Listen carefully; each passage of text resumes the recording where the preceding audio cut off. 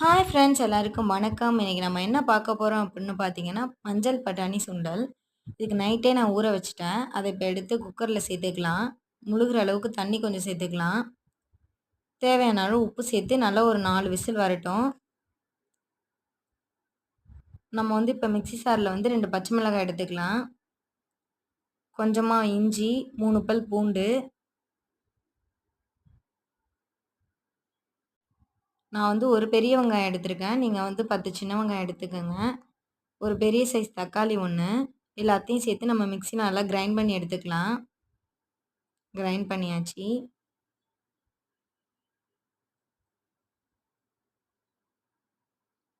இந்த மாரி இருக்கணும் நல்லா. அதில கொஞ்சமா மஞ்சத்தூள் சேர்த்துக்கலாம். கொஞ்சமா கரம் மசாலா.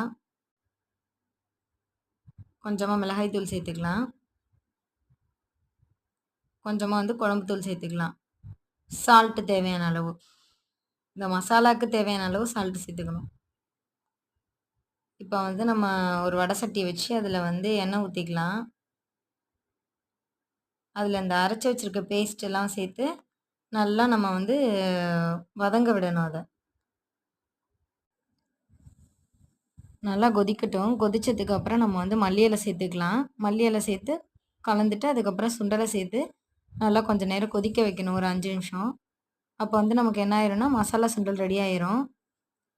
இந்த ரெசிபி உங்களுக்கு பிடிச்சிருந்ததுன்னா மறக்காம ஆதினி சேனலை சப்ஸ்கிரைப் பண்ணுங்க. Thank you friends. சப்போர்ட் பண்ணுங்க.